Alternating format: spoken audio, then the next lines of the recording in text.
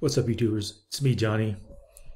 Right now, I'm in Guatemala, and I arrived here a couple days ago. And I received some comments from one of my channels, and they were asking me about why there's such a big discrepancy in between the cost of living of Mexico and Guatemala.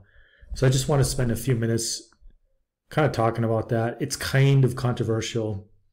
First off, I want to mention there's a Facebook group that focuses on Guatemala, and there's a lady or a woman from Australia. She's been here quite a long time, and sometimes she's when the question is brought up, why is Guatemala more expensive than Mexico? And that's I tend to agree with her, and people are usually they don't agree with it.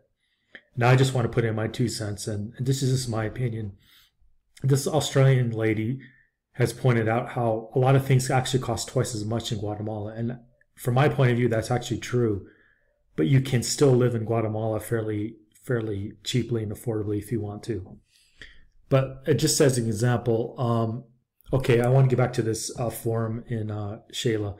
Now, this Australian lady, posts a lot there, and sometimes people kind of disagree with that a lot and can be kind of obnoxious about it.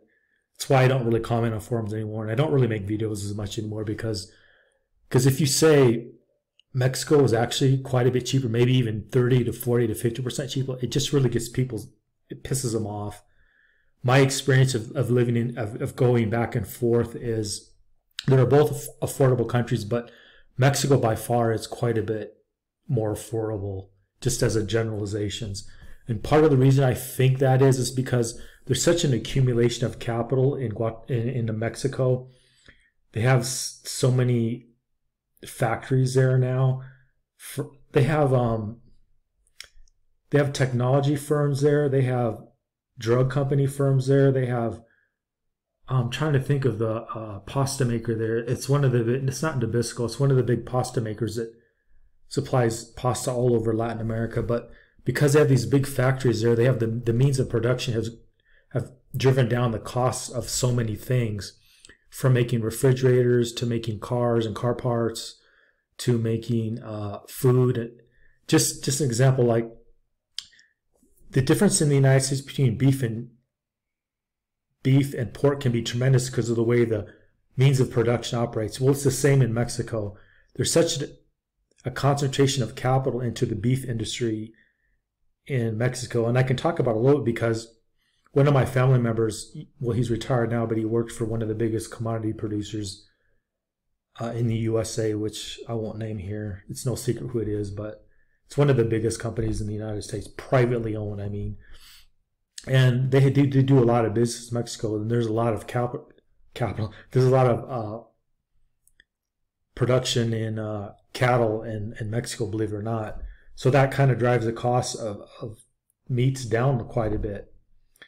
And it's the same for everything else. There's factories that make chocolate, drugs, everything. Like I said, everything. So that's one reason. Another reason is because of the capital formation down here, or in Mexico, is so much so it can drive costs down for the consumer. But another thing that Mexico does that's different than Guatemala is Mexico lets their currency float. Like right now, the Mexican peso is at about 20 to 1. Let's just say it's 20 and a quarter, 20 and a half. I haven't looked today, but right now today the quetzal against the dollar is 7.75, but it's usually about 7.75 to 8 to go to sometimes, depending on the time of year, it goes down to 7.2. In other words, the government in Guatemala here likes the quetzal to be very stable and to, in many cases, gain value against the dollars. It keeps their imports down, and they import a lot of oil.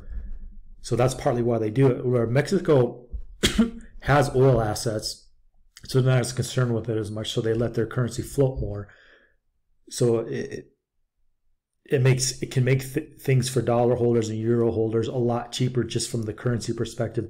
Not to mention all the capital formation, all the business there in Mexico. In fact, Mexico has so many big multinationals there. They're all over Central America, and in fact, if you ever go to South America, you'll see quite a few Mexican big multinationals. Like I'm trying to think of the one. You can see Osho, like say in Peru. all over South America and Central America. You can see, I'm trying to think of the shoemaker. They're not commenting right now. But the big shoemaker that makes shoes here in Mexico, well, I'm in Guatemala, but in Mexico, they export all over Latin America, but they're especially in South America. So these big brands in Mexico, they're all doing business in Central and South America, but especially in Central America.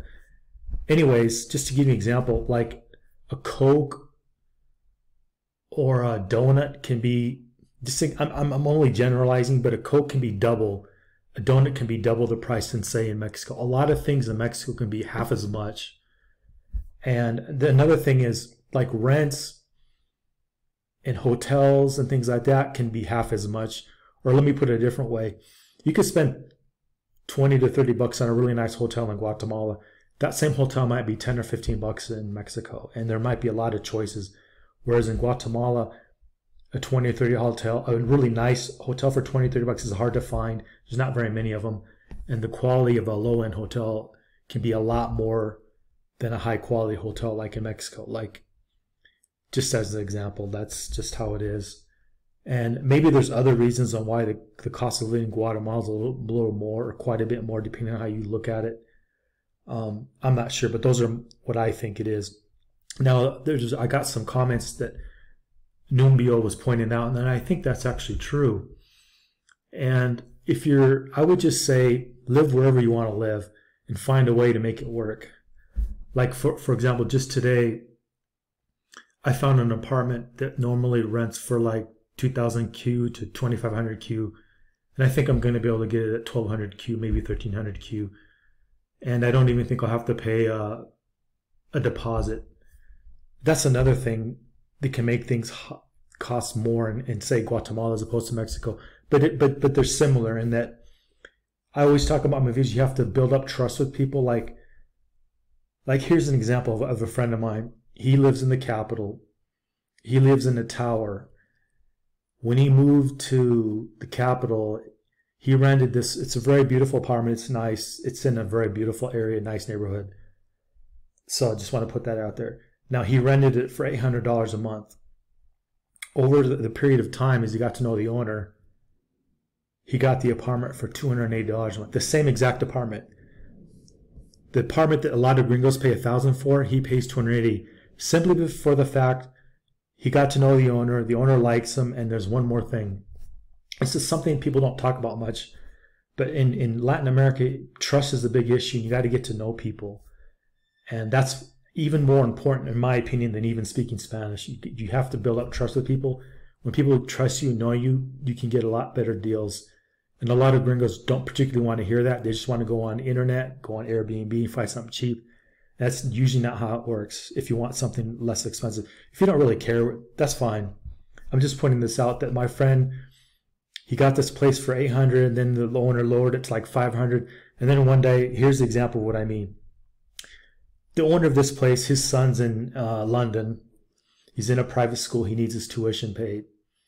So, as typical, this dude who owns the apartment building doesn't really have the money to pay for his son's tuition. So he said to my friend, I'll give you this place. If you pay 12 months in advance, I'll give it to you for under $300, $280. I'm not sure what that comes out to, $3,000, $2,000, something like that. And so he whips out a couple thousand or a little bit more to give him for the whole year's rent, and he gets it for basically $280 a month. That's kind of how it is. Like, if you can pay 6 months to a year in advance, you can very often ask for a discount and get it. Not always, but you can. But my point is, he built up trust with the guy. The guy knows he's got the cash. He actually knows the guy. They hang out together. So he feels comfortable doing that. And it works out for everyone. That's kind of a standard thing you're going to, in my opinion, this is just my opinion, that's a standard thing you'll find here in Latin America. Once you build up trust with people, a lot of times Latins will sometimes prefer to rent out their apartment for a little bit less or quite a bit less if they actually know who you are, they know you pay it on time, and you're not going to do anything really to mess up their apartment or their house or whatever. Another point I want to make, I have another viewer that comments from time to time, Nagelbud. He points out you can get places for $50 or $100 in Mexico. Now, when I lived in the Philippines, this may not apply to a lot of people, but when I lived in the Philippines, I paid $200-300 to like $60 to $80 to like $120 for an apartment. I point that out because the reason I could get really, really cheap places is because I had a local person help me out. Another thing is people think, oh, that's going to be a crappy place, but really it's not. It's a fairly middle class area. Just like a Western toilet you would have in the U.S., like a shower you would have in the U.S., really good water pressure, everything works fine. And the thing is, when gringos go to places, they don't really build up trust with people. They don't work with local people to try to find a place, or, like in my case, I had a wife and a girlfriend, and she helped me out. That's why I could get those deals. So if you don't have a local person helping you, it can be very difficult to get these deals. And it takes a while. And I was just talking to an ex from a while back, 2 or 3 months ago, and I was just talking to her. Could I still get a place for $90 or $100, $120? She said, yeah. Usually, what happens in the Philippines or Mexico, for that matter, there's a lot of overbuilding. Prices go from $300 a month to $250 or even less. But an important thing in a place like the Philippines or Mexico is who you know, building up trust. And here's another thing that's controversial that will probably piss some people off. That's why I don't like talking about it. People will say, well, the more Spanish you speak, the better it's going to be. In my experience, that's true, but not always. An example of that is right here in Shela. I met these 2 girls in an apartment building, kind of in the downtown area, and they're from Spain.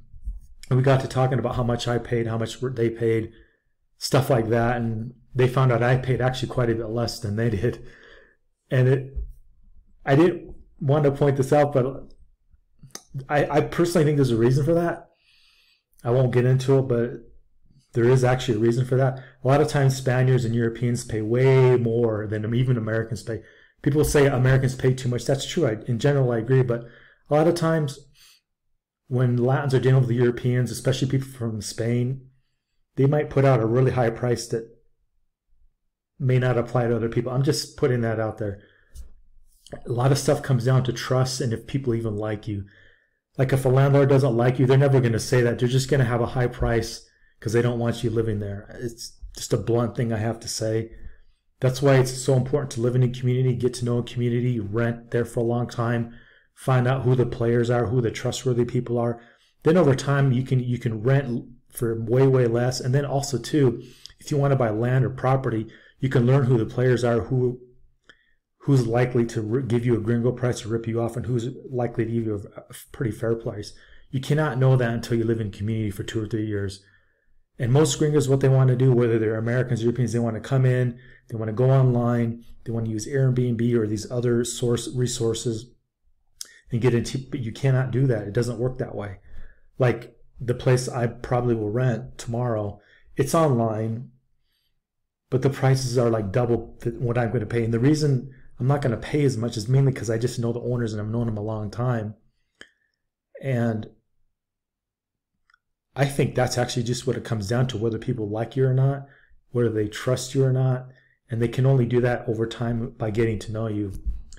And I want to add some more stories to that, but it may not be appropriate. But when you hear some of the things gringos do to lands, you'll understand why sometimes they charge you a little bit more, because some of the nonsense they do and destroying apartments and stuff like that. It's just unfortunate.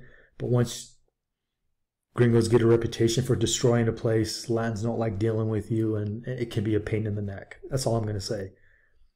But in general, Latin Americans like North Americans, it depends. It just depends on your character. But there's certain kind of North Americans, Europeans, they don't care for. So you can tell they don't care for it by the prices they charge you. If they charge you really high prices or what's not really competitive, you can get a feel they don't really want to do business with you.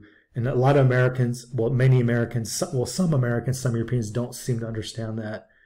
And so they tend to pay a lot more for things that they wouldn't normally have to pay a lot more for. Now, again, I want to stress these are just my opinions. And I want to also stress a lot of people disagree with me. Like this Australian lady from Australia who's lived in She's living in both Mexico and my understanding is Guatemala, but she spent a lot of time in Guatemala mainly because she got a visa here much easier from what she said online.